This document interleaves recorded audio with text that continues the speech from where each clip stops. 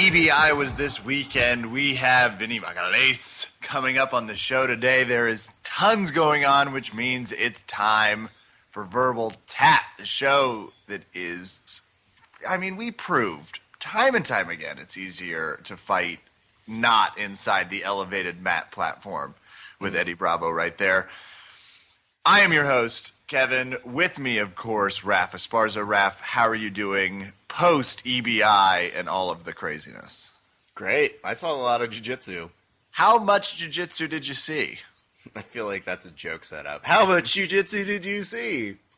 I have no joke for it, but a lot.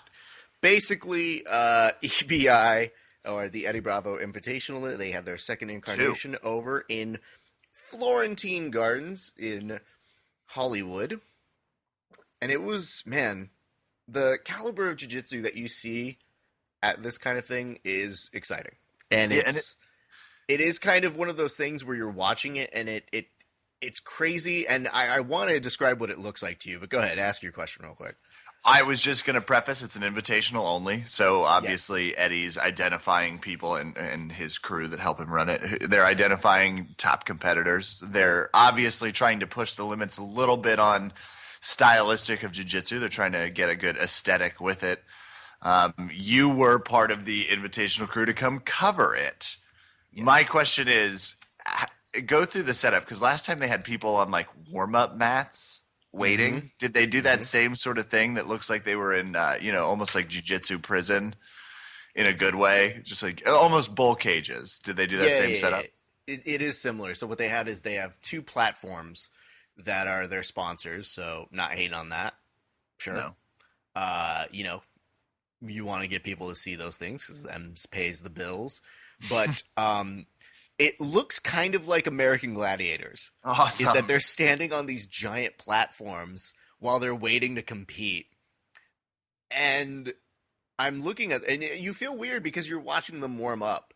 And some people really embrace it and are like jumping up and down and are getting there. Some people just put on their hoodie and just kind of sit down.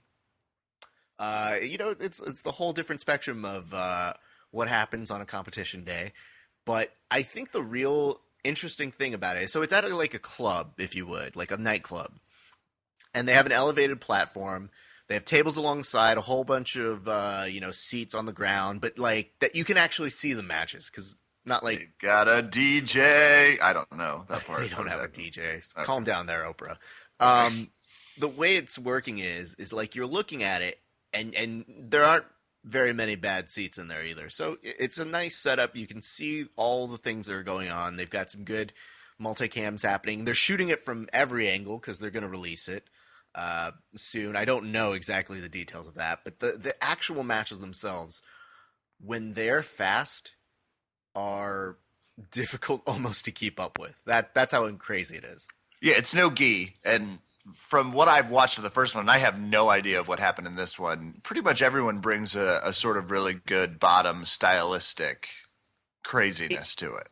You want to say it's just that kind of bottom game, but there's some relentless people who, as they're attacking, there's a creativity in what they're doing.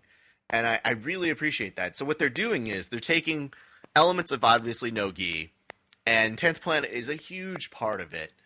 But there's also other people that you see competing who aren't the 10th Planet system that really make it a nice contrast of styles and matchups. Do people get intro music? Kind of.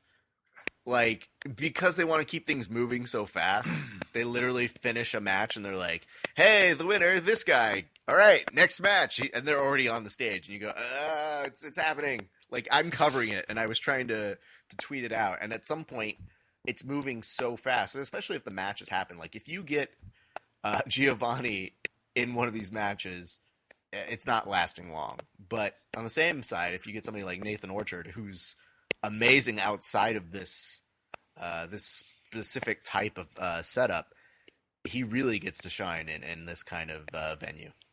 Some of the coolest high-profile moves you saw. Did anyone do something like a reverse Baron Bolo backflip? I don't know. I'm just making up adjectives. Honestly, you could invent those things. Like, the more outlandish you think it sounds, the more likely it was to have happened. I kind of mentioned this before, but Nathan Orchard had what they call the Orchard Bar. It's basically an arm bar where bad things are happening all around. You might also be getting knee barred at the same time. I mean, it's insane. And Nathan is, I mean, he's sick, dude. He's got really good jiu-jitsu. Very, very great flow to it where it's so effortlessly seamless. And the weird part that you see it, something at this level, is that all of these guys are really great who are competing, but even the guys who are super great competing against each other who end up losing, went on their social media or told us in confidence or told us later, they're just like, that was spectacular. Like, I'll let you know I lost to a spectacular move. So I think it's fun when you watch other athletes, even those who are losing to it, just so amazed by the caliber of the techniques that are getting used. And the weights were down. It was like Yes. 155 and 135? Yes. So I'm not sure what the official weight category is for those, but I believe it's starving and less starving. I'm not 1,000% sure. I'm not 100% sure, but I believe it's grumpy and upset about lack of Oreos. Mm-hmm. We'll check. We'll obviously get more on that. Yes. We're not just going to leave you hanging. Oh, with of what we course. think does. And I think the other thing that you have to look at is when all of this is going on, you're sitting there and you're watching these guys compete, and it's just a different feel. It felt like Metamoris' younger, hipper cousin. Yeah. It's like going into an A-loft of jiu-jitsu tournaments. Yeah, and you feel like there's a coolness about watching it. Like, mind you, it did run long, but how long? What time did it? A bit. We'll leave it at that. Okay, it started at what time and ended at what time? Kev, time is a flat circle. Okay. So what I've heard. Time is I've never heard that before. You've never heard that yet? Time is a flat circle. Matthew McConaughey, man. We're in the middle of the reconnaissance. What am I doing? Sorry. I don't know if you know this, Kev, but time is a flat circle. I mean, I'm doing these Lincoln commercials now, and things just happen. Anyway, was he there? No, he was. You know what? There was enough weed for him to want to be there. 50-50, yeah. I don't know if you guys know this. Eddie Bravo 2 sponsored by weed, but unofficially. The great thing about it is though, like you're watching all these guys compete. It's cool. It's in a club setting, but whereas Metamoris, and the moment you are watching Metamoris, you know how seriously it's taking itself. EBI is way more relaxed. The competitors are very accessible. They're going around talking to people. It's really fun to watch the competitors walk out of their match and then see their teammates all around kind of come over, talk to them a little bit, and just go like, yeah, it sucked. I mean, it was an arm bar. Or, the other thing is some of the people were so equally matched, they had to go to overtime. And the overtime rules, have you seen them? Do you know what they are? They go to positions. Mm-hmm. Like you get put on someone's back for like a minute 20 or something, right? Well, you get your choice of position. So you can do basically over under from a back take position, sitting. You essentially have transition from a setup from the arm bar. So you kind of, it's almost like referee's position in wrestling. And the idea is whoever can submit or escape faster is kind of how they gauge who does overtime better. So they go to 3 of those, and if they don't have them, like a winner by 3, then they go to time. And that's actually what ended up deciding. I think it was their lightweight 155ers. Yeah. That's how they ended up deciding the championship for that. But it's intense when you get these people, and so many of them were so equally matched they ended up going to time. So that is interesting to watch when you're watching these guys go. Who won? In one division, in the 155ers, we had Denny Propakos, who's amazing, great jiu-jitsu. He and Nathan Orchard had a really great final. And the thing is, both of them are 10th Planet guys, and both of them are amazing at what they do. But it was weird because Nathan got to utilize some of the rubber guard that Denny was using in a match right before it. So they have very similar attacking styles, but it went all the way to a 3 overtime, and it actually caused people to try and figure out math to figure out who won. So under no circumstances. There was definitely a few moments where people were looking around and going like, what's 29 plus 36? 49? I don't know.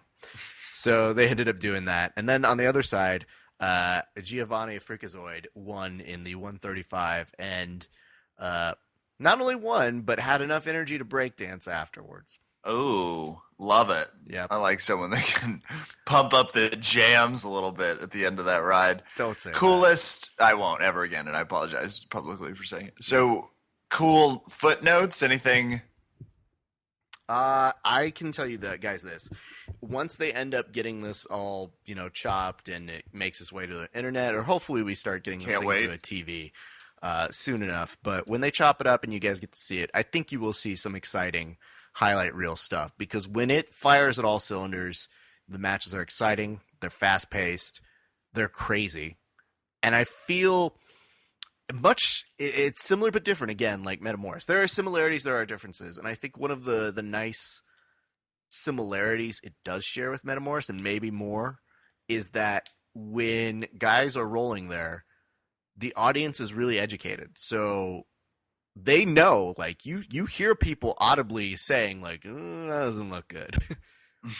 And it's a very kind of cool atmosphere to be a part of. So much like Metamoris, where people, ooh and ah and cheer at all the right parts, this is a very enthusiastic crowd to be around. So listening and watching them is like an event in itself. But good crowd, good vibe, good atmosphere. I think they're already starting to plan the next one, maybe in February. So keep a lookout for that. But I think it's a really fascinating concept, and I think it's a cool entry because the overtime does make it so that we're not just handing people advantages or referees' decisions. So in that essence, it does feel a little bit more succinct. That's awesome. Well, super jealous you get to see it. Obviously, super jealous, especially it was sponsored by weed. Sounds amazing. I don't know that we can say that for official, but how do we get sponsored by? Yeah, unofficial. How do we sorry. Get sponsored? Well, Kev, you just got to try harder. That's all I'm saying. People keep saying that to me. All right, let's go chat up with Vinny. All right. Oh my God, I love that. You should just break into that at various times for me now. I mean, Kevin, close your eyes. Okay. That's what I do in all my movies. He should make like Hallmark cards. They gave me Oscar for that. Let's go.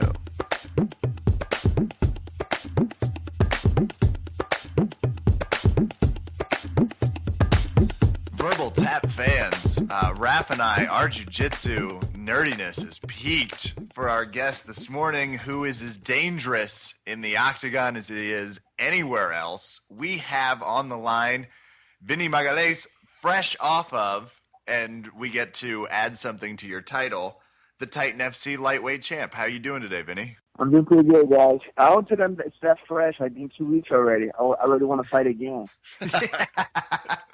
You are a crazy person with your fight schedule because you fought Metamoris. Who knows where else you fight in between? You have a Titan FC title. How do you condition for that many fights? What do you do? Or are you just constantly in fight mode? Well, to be honest, like if I track my whole career as an athlete, I have always got better results when I stayed busy. When I won ATC, I had a fight scheduled 2 weeks later, and my focus wasn't that fight, and ATC was just part of the preparation for the fight, and I ended up winning both, winning ATC and winning the fight, which was the title defense for M1, and also my best winning streak in my career was when I was fighting every other month. So I just feel like it's much easier for me to stay in shape and stay in the gym training constantly than doing camps every 3, 4, 5 months. Because no matter who the person is, how dedicated the person is, you end up somehow getting lazy. It's hard to be in the gym for 6 months nonstop without having a goal. And for me, like when I'm like, when I have like a competition schedule, like either if it's a grappling match or if it's a fight, I always feel like I have something to focus on, and I always feel like that I have to be in the gym because otherwise I'm not going to perform well. And the action that ends up being beneficial because like I'm always in great shape, I'm always like I'm like the top of my game, and most of the time when like in that kind of mentality, like my results always are the best. So I think that's what's been helping me. I haven't stopped training since. Well, I had the staph infection at the beginning of the year. I was just going to say, are you all clear from that? Because that was a big staph. It wasn't like a small or an easy version. You said in the preview videos, and we were seeing some of the stuff going into the fight, you were down for almost 5 months. No, it wasn't that much actually. It was well, from the day that I found out, which was a week, like a few days before Metamoris. And then to the end of like when I was fully recovered, it took like about 2 months. Okay. But so pretty much it was 2 months, recovering and kind of like think of like what I was going to be doing after I was recovered. And but anyway, since like I've been fully recovered, I haven't stopped training, so that's been like over 5 months now. So it's like you rarely see people train for 5 months nonstop. Most people they train for a camp for like anything from like 8 to 10 weeks. And they fight, and they take like a month off.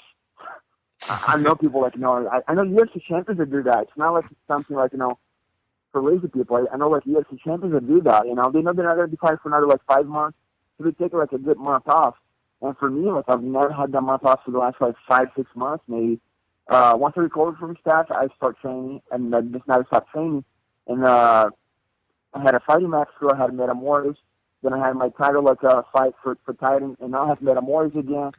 And I'm gonna start to bag like Jeff Aronson to give me another fighting title like by December or January. So I don't want to stop. I just want to stay in shape, keep constant training. Because I know if I say training, if I say always the best of my condition, I can always I can always perform the best I can. I can be one of the good guys in the game. Yeah, and I mean, credit to your work ethic, but do you know what a vacation is? Do you ever once does a family member say hey, remember me? You want to do something? Staff doesn't count. They get 2 weeks, man. They get 2 weeks. Well, it's been 2 weeks since I fought. For the last 2 weeks, I've been training once a day. It's not like I'm all day in the gym, but I'm still training. And I've been spending a lot of time with the family. Unfortunately, I cannot leave town and go somewhere else right now because I still have Metamoris, so I can't really take the full time off.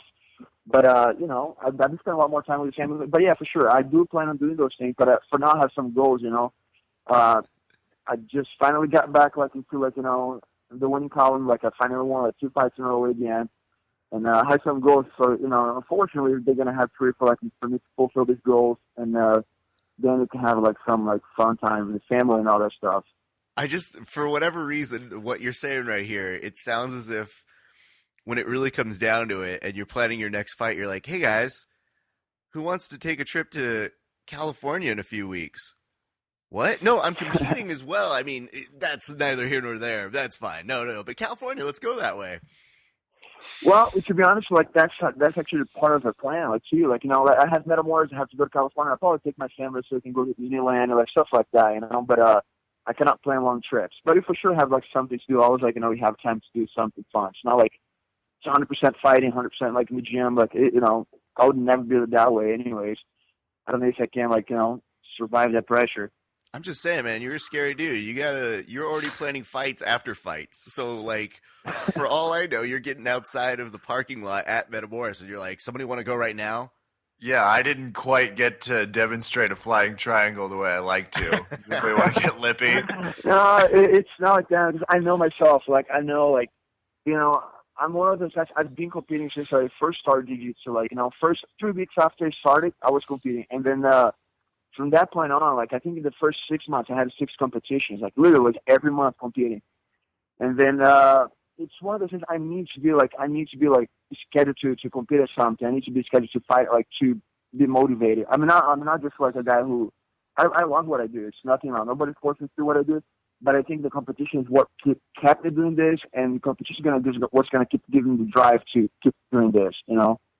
It's not just, I like to be a fighter. I like, to tell people that I fight. I like to have the knowledge that I have like in jiu-jitsu. It's not just about that. It's like the competitive side. It's like what keeps me doing it. It's what got me doing like, you know, when I first started. So I love competing. So I have to be like, that's what gives me the most motivation. It's not like, you know, it's not learning new things. It's not just being shape. It's like competing. That's the main thing for me. It's very true. I mean, there's a difference. Some people are very good at talking about fighting rather than actually fighting. So our forte, wrapped. I think that's well documented.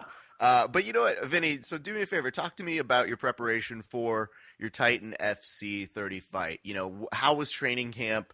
Were there any problems that you were having through training camp? You know, walk us through that whole preparation that you were going for that. Well, luckily, like this whole thing of like stay in shape. I think like kept me away from injuries too. You know, that's another thing that happens. Like sometimes you take like a little time off. Then when you come back, like too hard, you end up like hurting yourself or having people like hurting you. And since being like I say, being in shape for the last 2 months, I went through like this training camp for time like free of injuries. I felt like an old injury, like which was a lower back injury, which was like it wasn't anything major. But I went to the doctor. He said, like, you know, just take like a few days off. I said, he told me to take 10 days off. I was like, dude, there's no way I'm take 10 days off like right before a fight. And so I took like 3 days off, and I was fine, like no pain anymore. So I just started training again. So it was almost like taking a weekend off. That's all the most I could do like for this camp. But anyways, so that wasn't even a major injury, and then came back training for this camp. The only one thing that I did differently than I had done like for my last few fights.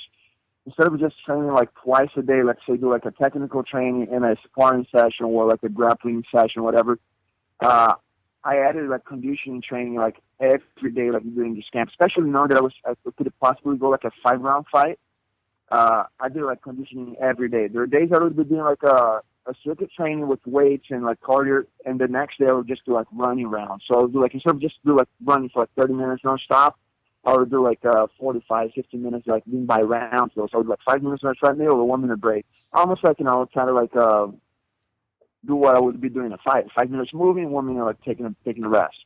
Yeah. So I pretty much did the conditioning every day, and I was still doing like, you know, mid sessions with my that session with my Thai coach, grappling like still like, you know, once, twice a day. So pretty much like I increased my workouts. Instead of doing like twice a day like I was doing, I started to do like 3 times a day.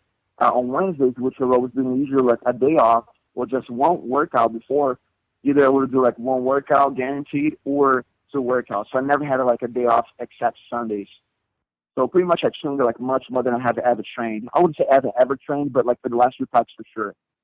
You know, so I felt like it was real, and like the whole camp, I just got that feeling that I was like, man, I'm training. I'm like in the kind of shape that I was when I was 23 years old.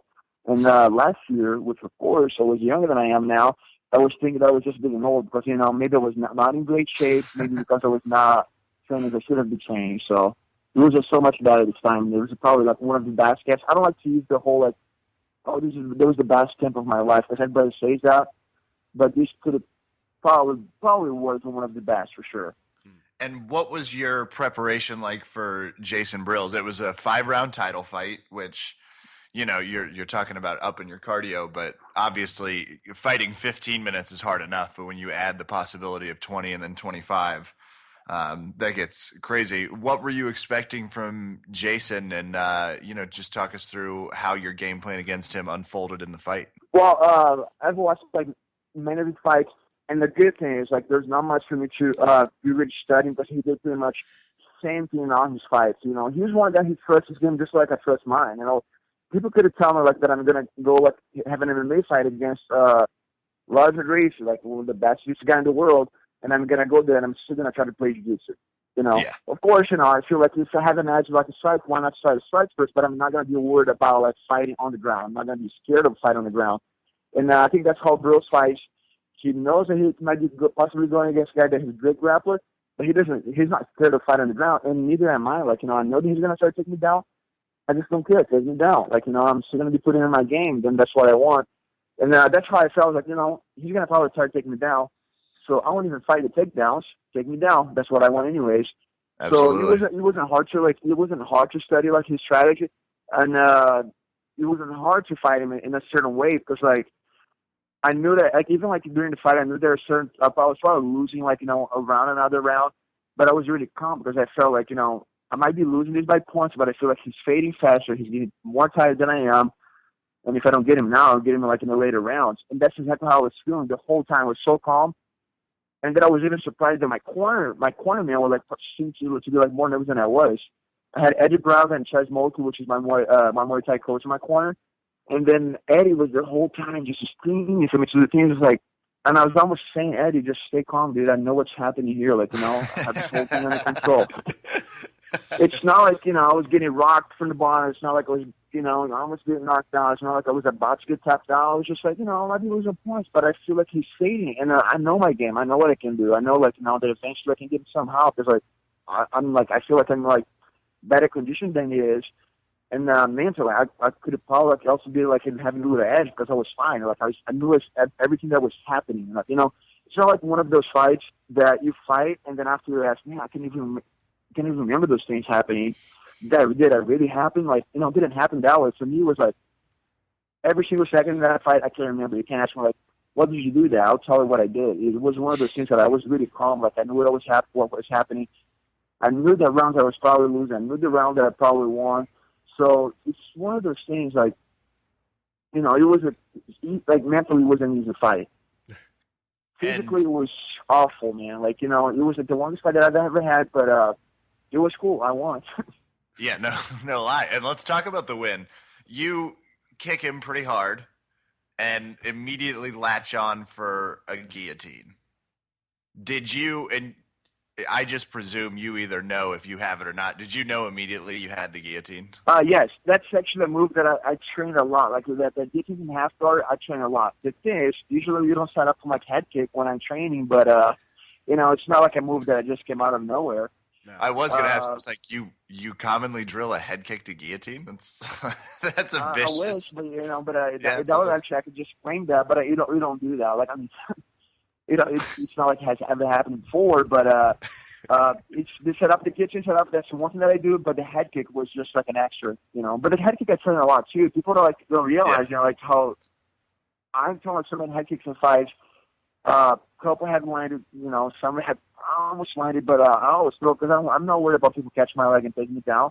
So it's one of the things I just throw. I throw it. If it lands, it lands. If it doesn't land, like at least the guy, going to react somehow, try to catch my leg and try to take me down. So for me, it's not like, it's not a hard thing to do. Like, I don't think about it twice, like before throwing a head kick. But it was actually a cool setup. Because, like, it was one thing that I like to do, which is a head kick. And then the guillotine that I, like I said, I drill like so much. It's not like a move that just came out of nowhere. That's a move that I'm always drilling, always. And I mean, you're talking about that, but there's also this great Kimura attempt that I'm looking at. And as that's happening, that looks bad for me. Credit to Brills because that looked bad. I mean, and it looked like you're transitioning well. So talk us through a little bit of that as well. Yeah, actually, that's gonna go back to why I ended up with the guillotine. Just like my fight before that one, I hate fighting against guys that are like have shorter arms, guys that are like shorter than me. It seems like I can never get like submissions, like as far as like arm submissions, like they have like short arms, like they don't have to do like the greatest like defense to get out. So they took their elbow in and they out of the move. So that's one thing too. Like I was like, man, I'm not when I knock him down with the head kick. I didn't even think about going for an arm again. I was like, most likely he's going to defend this one. So if I go for the neck, there's no way to try to escape the neck. Otherwise, he's going to go to sleep. And that Kimura was kind of fell into that situation. Like I had the move, like I said, like it looked like I had the move, but he's really scrappy. Like he's one of those guys who just won't give up submissions. If he can't fight the submission, like he would not just easily give up. And I felt like if he was a guy with a long arm, I would probably take it. I would have taken it. But his body type helped him, and his good defense helped him. Like everything helped him. Like for those submissions, it wasn't just that one. Like usually, I set up like submissions really well from side control in north south, and I had him like a couple times in north south position setting up Kimura's and arm bars, and I just couldn't get it. So I got to give him credit too. Like the body type helped him, yes, but like the guy knows what he's doing. He might not be like the best grappler in the world, but he knows exactly what he's doing, and he made a really hard fight for me. Let me see if I can write down this note for myself. Best advantage I have in a rolling session with Vinny Magalhães is being short? I'll tell you, like, probably solely, like, I tell people, like, when it comes to, like, because, but, like, yeah, it has a reach advantage. It's like, dude, but if you're on the ground, the reach advantage goes against you, totally against you. You know, you have longer arms, like, that's more arms for me to grab. Yeah. But, of course, standing there, that might make a difference. But on the ground, it's like, it's not an advantage. Was that something that surprised you? I mean, obviously you knew the reach going in, but you know, you give credit to his scrappiness, but was that what surprised you most about your match with him?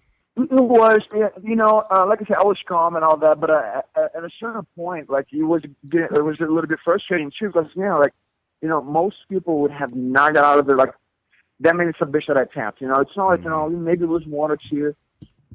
And especially if you're not calm, but I was calm. I knew what was going on, and I was still missing position. So, like, at a certain point, I was getting a little frustrated, too. But I was like, man, I give him credit. And actually, like, that was actually a good thing because he made the feel like the fight going to the later rounds, it gave him, like, you know, it gave him that feel of having, like, a fight, you know. If I had to finish him, like, in 30 seconds, like, which was when I took him down, people would be like, well, but Vinny took him down, and he was on the ground. He was supposed to finish him anyways. So I feel like I'm not catching him, like, right away and having all the submission attempts and failing, like, some of the submission attempts, it made it more of a fight, you know. You had to go to the later rounds, so it made it more of a fight, and so I think it made it more entertaining. So it gave, like, a bigger value to my win. And have you ever had anyone really put you in grappling danger in the cage? Never, man. Like, to be honest, like, never. Like, being in danger, like, man, I'm worried about getting submitted. You would never had, like, any situation like that.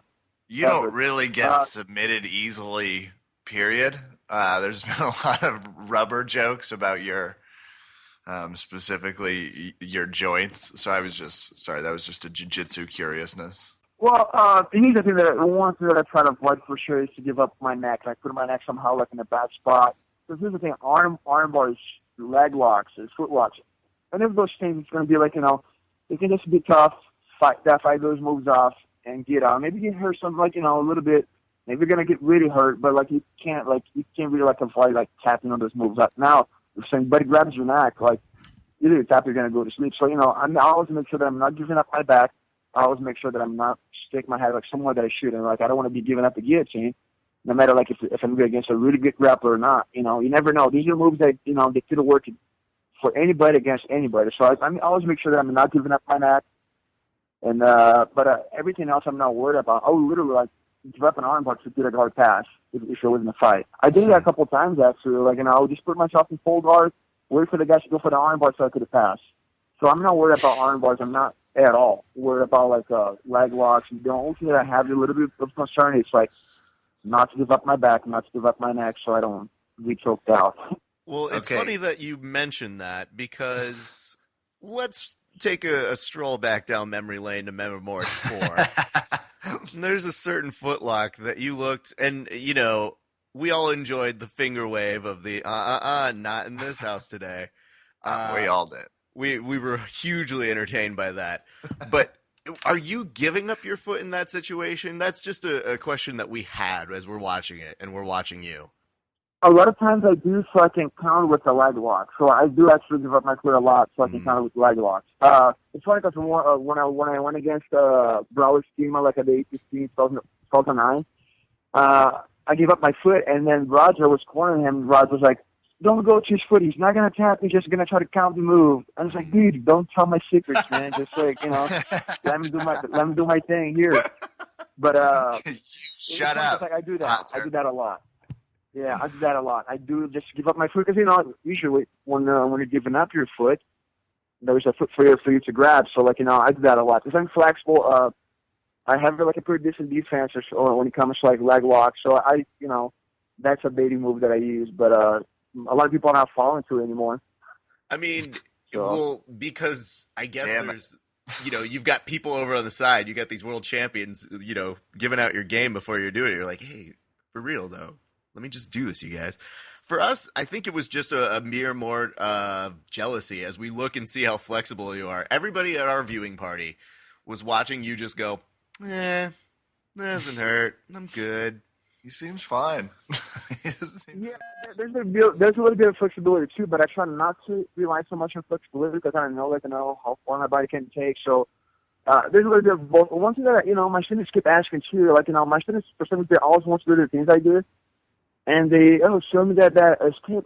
I was like, to be honest with you, that wasn't just like escape. Like I'm kind of like trusting my body, but I don't think you guys should do it. Like everybody asking me like how can you show me the defense you used against Verdun? Was like, I don't want you guys to get injured because like I didn't get hurt, but I was like that wasn't 100% like a technique that I used. Like there was some technique, but I also like I trust my body. I was like, man, that's how far my body can go in this, but it wasn't something that I would be recommend everybody to be doing it. Absolutely, it's nice that you're at least open about that because you get a lot of people that are like, oh, it's technique, and it's like, hey, you guys be careful. This shit's advanced. Do we know? I mean, there's some like I can literally like go to the gym and repeat that move, but I tell them like, dude, there's some technique in this, but also like there's flexibility. There's like Experience. Have some balls to stay here. So it's one of those things like it's a combination of things. It's not just a purely technique. Okay. Well, I already have on my list, Ref. I wrote down being shorter. Okay. And I also have trust the body and don't just try and do what Vinny does, which is good because I got to tell you that wasn't going to be an option for me anyway. I was about to say, I can do two of those. I'm pretty good at being shorter and not trying to replicate Vinny's game. I think the rest of it I have problems I don't think with. anyone would accuse me of that. Yep. Vinny, do you know what's next for the Titan FC now that you're the belt holder? Well, here's the thing with the company just it started with the new there are new guys that running the promotion. They just start to get all the new fighters signed. I think they're gonna have like a light heavyweight fight on the next card.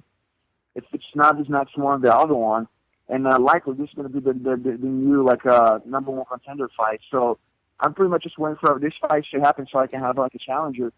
I jumped in that was the first fight ever for the title. So me and Grills was he did well. He fought for the promotion twice. I luckily got the shot right off the bat, and I want the title. So now I just have to pretty much wait for somebody. But if they can't, I would hope they could give me a fight in December or January. I just want to fight as soon as possible. I have Metamoris now, and I want to just stay busy. Like I say, To get keep Metamoris. you Next day I'm going to be entertained. training.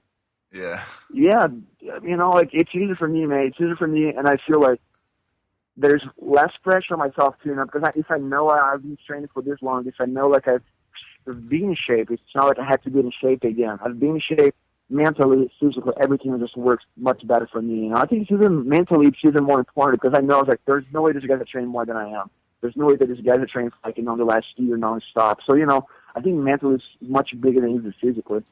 I do enjoy, we asked you about your family, but the other people I don't know that we really got to address in this, you taking on every single fight every so often, is your training partners. When they hear you've lined up another fight, they go, oh, man. All right. Yep. He's in camp mode again. Thanks, Vinny. That'll be good. Yeah, the funny thing for you to bring that up, I've been trying to be this way so I can actually motivate my training partners to be the same way. And that's the only time that I was thinking this week is man, I want to make sure that these guys see that I've been training non-stop. It's most people in Vegas act the same way. They fight. They take a month off. They don't have anything scheduled. They take 2-3 months off, especially the guys that the big name guys, the guys that they know they're going to be fighting once, twice a year. They don't show up in the gym for literally 2 months. So I want to be that guy that's going to maybe inspire these guys to be in the gym even if they don't have something coming up. So I'll have a fight, a couple of days off, then I'll be back in the gym. Even if it's not the training 100%, I'm going to be back in the gym training somehow, doing one class, doing a jiu-jitsu session, doing whatever, battle work, lifting weights. But I'll be in the gym. I'm not going to be the one taking 3 months off the gym. So. Yeah, I don't think people like when I'm in training mode that much. It's it's sparring. I don't go 100%, but when it comes to grappling, I go 100%. And then, that probably is not too comfortable for some guys, but it's good for everybody. Think about it. If you have a guy that has a lot of experience in jiu-jitsu, is always training with you, that has to be beneficial for you. So, it might hurt the body, but I think technically it just helps them. I mean, Vinny, in this scenario, yes, that sounds like a great thing. But if it's rolling with you continuously, something's getting hurt on me. So I don't know exactly in that scenario how great that works out. In the long I'm term. guessing my arm. If I just had to guess. Just a Yeah. blind guess. Well, it depends. Vinny's like, yeah, I can already hear it from your voice. Yeah. I'd armbar you. No, you know what's funny, man? Like the whole, like, training with somebody that's like, somehow good. Like you will help you. Like I have one student, like this guy, he's speed fight amateur. Really hard to get him like pro fights. So he's my size, and one of my best training partners. He has no belt in jiu-jitsu. He's been training for like 3 years just for fighting, literally just strictly fighting, not being in grappling competition or anything. But he's been training for me for this last few months, like so that I haven't stopped training. He's been like pretty much my main training partner. So he's just getting a lot better. Like he's really good. Like his good grappling is just like competition level. He can just go and compete and do really well.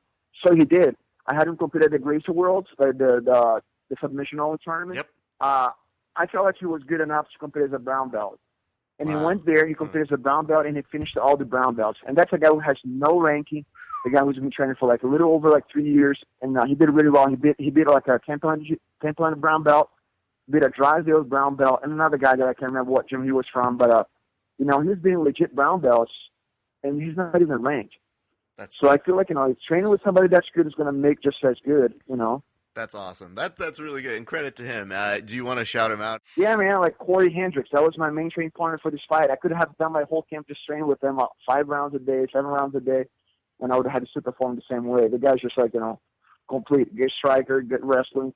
And his jiu-jitsu is just, getting just so much better too, so. That's awesome, man. So now we're talking, you're talking a little bit more about your jiu-jitsu. Let's talk about Metamoris 5. What can we expect from you coming up at Metamoris 5? Well, I do have actually a rematch that most people don't know. That's a match that has already happened. I think it was in 2006 or 7. It was 2007. I went against Kevin Casey in, I think it was a Pan American tournament, like of grappling.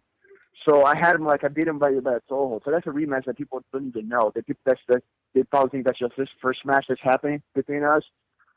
And we have also trained it together, like when we were on top 17, when I was assistant coach for Chael, and he was one of the fighters in the team. So, me and Kevin, I know each other really well.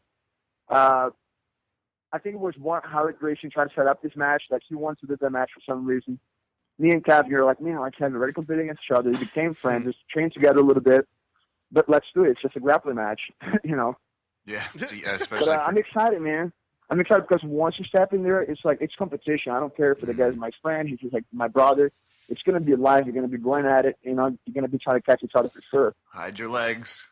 I guess Kevin knows that. Actually, I'll give up my foot so he can catch it. Maybe We'll hear Hodger on the side being no, don't grab it.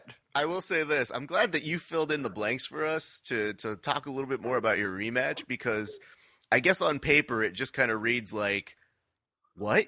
Who replaced me at Metamoris 3? Let me fight them. Under no circumstances. You don't replace Vinny. That's what I had to say. No, man, people don't give credit to Kevin that much. I always read stuff about me, especially when it pops up on my Facebook. And they're like, oh, it's a mismatch. It's not, man. Kevin's a legit black belt. He's a legit black belt who has not had as much as matches as I've had in competition. Has not competed at the highest level as I have competed, but he's good. He's just one of those guys. He chose a different path in his career, so he didn't get to compete as many times as I did. But he's just as legit as any other guy that I've gone against. So it should be a good match. It's not going to be easy for neither one of us to get anything. The first match, it wasn't easy. I had him, I caught him, but it wasn't an easy match. It's not like I just got him 30 seconds and walked away, So I believe this one could be just one of those really good matches that people are not expecting to be. That's awesome. Well, we'll obviously be watching, and we're looking forward to seeing you fight. And of course, when we find out about Metamoris, we assume you will also be booking 2 or 3 more MMA fights in the coming year. Maybe even on the same card, Kevin. Maybe. Hey, who knows? Most likely, man. That's probably the goal. So yeah, Metamoris in November. I'm already shooting for another fight in December or January, and then hopefully I'll get Metamoris 6. I don't know where it's going to go against, but yeah, let's see. Vinny, I'd be remiss to ask if we didn't actually get this question out, but would you be open to a rematch with Keenan? Is there something that you feel like there would be a difference? Do you feel that you've learned something new about his game since then? I mean, I would love to do it. Like, here's the thing: I would love to rematch Keenan. I would love to rematch Buchecha, which I did him before, but it's like one of the things. Like I did him. Yeah, The Grappler's only playing it. big time that he had won was the Nordic Worlds, and a lot of people don't give him much credit for the Nordic Worlds. So he won the Nordic Worlds, and then after that, that's when he became like an HC champion. That's after when he became like a Gear World champion, which really means something in the jiu-jitsu community. So. Now, that's why I want to go against Buchecha again. Because, even though I beat him, I could just walk away. Like I say, I beat him, so what? No, I want to go against him again, see if things would go the same way. And definitely I would love to go against Keenan again. I would love to go against Sandrago. I would love to go against all the top guys. It's one of those things, even though I'm not competing a lot in jiu-jitsu, I like to, when it comes to a grappling match, I do want to go against the best guys. I want to test myself against the best guys. So, no reason for me to run away from a rematch against Keenan. I think it would be a lot better if he had another 20 minutes, to go, because that match was close. People are like, well, he passed, he mounted. Yeah, but that's a different strategy. If you're not thinking about points, why would you care about guard pass? Why would you care about mount? Yeah, it's submission only. But Bishop Verdum is much bigger. So Bishop Verdum is much bigger than Keenan, has much better guard pass than Keenan, and he couldn't pass my guard. Why? Because there were points, and it was an agency final, there were points. So I had to stop the guard pass. With Keenan, I was like, dude, if he doesn't take my back, if he doesn't walk like a rear naked choke, if he doesn't walk like a guillotine, he's not going to tap me out. So, go for the mount, go for the pass, do those things. That I'm not going to do waste energy to fight for. And if there was anything that was closing that match to get a submission was that heel hook. It's he hurt his ankle, he was ice, his foot was huge after the match. So it's why not to get a match again? So this time they can get him. Yeah. So I feel like, another 20 minutes it wouldn't be bad. Another 20 minutes with Keenan wouldn't be bad at all. 4 jiu-jitsu fights I want to see. For you, how close did you think that was? It looked really bad on TV. Most guys would have tapped. It wasn't just close. I had it. It was not one of those things, he was close. I had it, he just didn't want to tap. I don't know if you guys rewatched it, that part actually, as soon as you go to move, I asked him, are you okay, dude? During the match. So now, I waited for after the match. I stopped, as soon as he gets out of the move, I was like, are you okay? And he's like, yeah. And then I was like, man, no need for that. It's one of those things. You're not making that much money. You compared to any other grappling organization, that's the most I'm sure you can make. You be treated really well for a grappling promotion, but then it comes back to we don't have there's no insurance in that. It's not like you're making $100,000 to go for that match. You don't want to get especially with him being that young, he doesn't want to get a major injury. So that's what I was worried about. But if he didn't want to tap, good for him. Both of us walked out with a draw. It wasn't great for neither one of us. But if it was me, like I said, I would like to tap so I'd walk or an armbar or something like that. But if I feel like I'm about to get seriously injured, I'll probably tap. That was a no great need for match. that in a grappling match. I would probably tap. All of us were expecting if you were standing back up, we were all expecting. We were looking for it as he was standing back up. And the whole question in our viewing party was, is he limping? Is he okay? And he looked relatively fine, but it's that kind of fine that you're like, yep, I'm good. Mm-hmm. Mm-hmm. Yeah. It's funny because I think there's a picture on my Instagram. It was after I went to the back, to the warm-up room, and I went there to talk to Keenan. Then you're taking pictures. And as I walked in, he's icing his foot.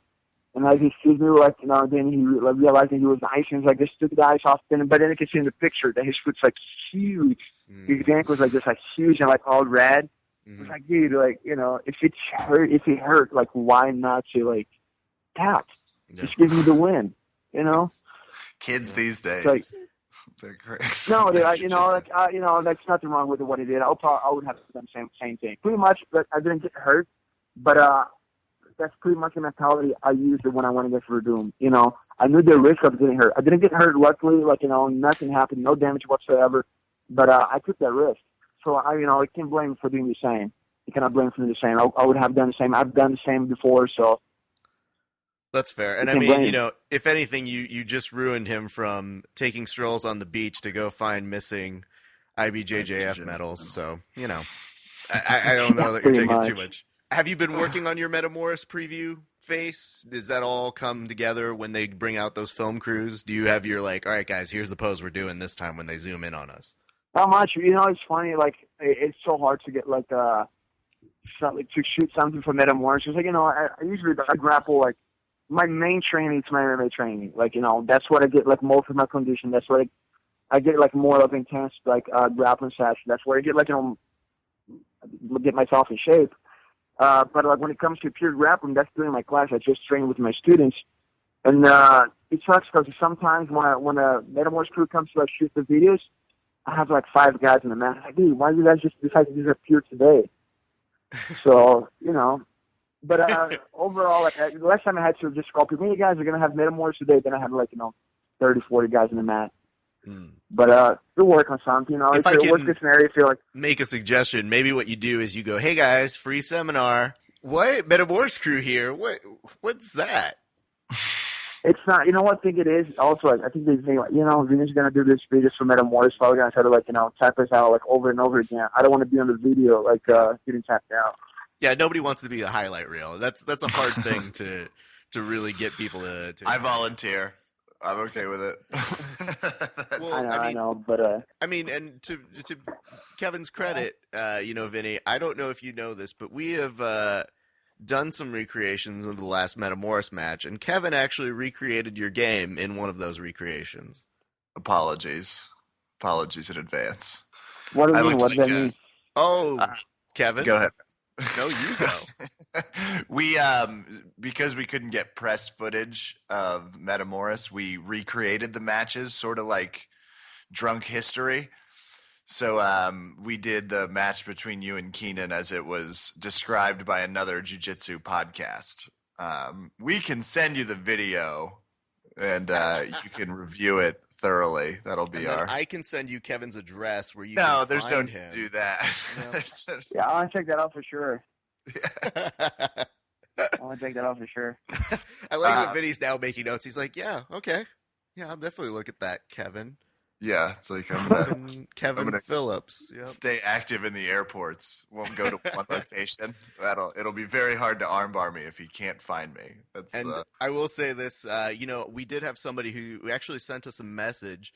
This comes from Hanato Laranja, who wrote in and said, "Ask Dutch guy why he spends more time in a buffet line than in a gym. What I'm saying is the guy is fat." Any response to that? Well, you know, that's funny coming from a guy. I mean, since he has retired from like his jiu-jitsu competition, because I don't know if you guys know that that's been like, he claims to be like a 27-time world champion, but that's been like at least 5 years that he's been just claiming 27 titles. So that means that he hasn't competed like forever, which I think it justifies the fact that why he's fat. Because the last time I saw him, he was the one who looked completely out of shape. He just didn't look like, you know, it's not like, oh, he looks like a guy who's like, you know, used to be an athlete. No, he looks completely out of shape. So I think he's just trying to, like, you know, take the attention from him. He doesn't want people to be talking about, like, how fat he is. So he's saying that I'm the one who's fat, which, you know, he could have said differently. Just to watch, like, you know, my recent fight, I didn't look fat at all, and that fight was 2 weeks ago, so I don't know what he's talking about. Is this something that we need to set up at a future Metamoris? I was gonna say that he would never go against me. He would duck me, like, forever. He had ducked me, like, you know, in a street fight. He had chances to fight in the street, and he was always ducking me. It's not one of those things that, you know, he wants. He doesn't want that. That's for sure. He'll duck me for forever. That's fantastic. Well, Vinny, we can't tell you how much fun we have getting to talk to you. We've been big fans of your career for a long time and are constantly following your ADCC flying triangles and pretty much everything else you're doing. People can find you on Twitter at Vinny MMA. Any other shout outs we need to make for you or places that people can that's see? pretty much it. Like, you know, I'm always there. I'm always active on Twitter, and that's linked to my Instagram account, which, like, you know, I don't even like to talk about Instagram because it's mostly pictures and there's nothing really going on. But that's where usually, like, you know, you shout out to my sponsors and all that. So I don't need to do extras now, because if you want to go to my Twitter, you're going to see all the shout outs to my sponsors, my gym, my training partners, and everybody else that's around me. Absolutely. And if you just wait a few more minutes, you'll see another article about him getting in a fight. So it's really easy to watch. Well, Vinny, this has been a blast for us here at Verbal Tap. Listeners, let's make sure we follow this guy on Twitter at Vinny MMA. And big thanks to you for swinging by the podcast. Thank you guys for having me. The show. It was fun, man. I really liked it. It was fun. Awesome. Vinny Magalhães.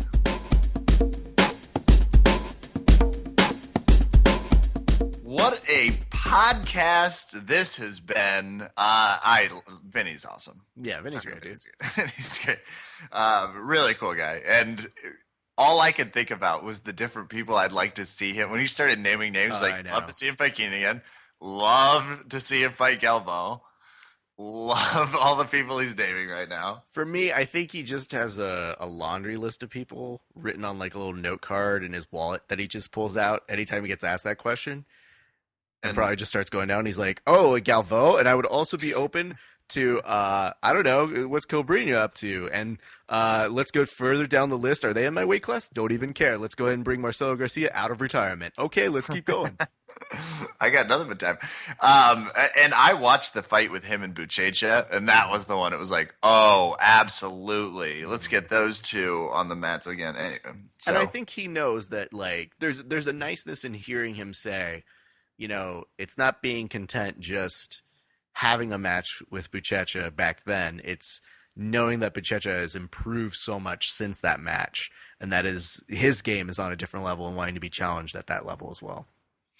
Yeah, and that's not even that's just jiu-jitsu. Like MMA wise, it'll be really interesting to see who Titan FC gets for him next. It'll be interesting to see how that goes. Did we sign you up for a fight with him? Because I felt like as he was saying he has a problem signing up for too many fights, I was like, I think we just signed Kevin up for a fight with him. Well, that would certainly keep his competitive edge dull. I was about to say, I was like, this sentence better end very quickly in a very different way. No, that would be. We certainly signed up for me to get tapped out a lot on a highlight reel. That'd be fun. Mm-hmm. That would be. I just feel it's the penance you needed to have for having a terrible Vinny impression. It is fair, and pretty scared he's going to see that video. But at least it says, you know, I properly preface that it's not a very good Vinny. The Eddie Bravo Invitational 2, love what they're doing. Mm-hmm. Cool to hear you recap it and. It's time for us to do a little shout-outs. Yup. I'll start in Kansas this weekend for a wedding. Nancy and Joe. Nancy Odrowski. I get Nancy Hibbert now. One of my longtime friends. Known since preschool. So it was a really fun chance to see. Congrats to those two. Great wedding. Really awesome country wedding. Really awesome.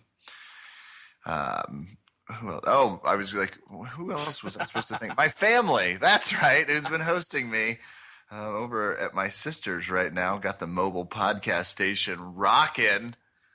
Well, mildly swaying. I guess it's probably a better. Well, you be the judge, audience. Don't judge me for too much rocking. I love it.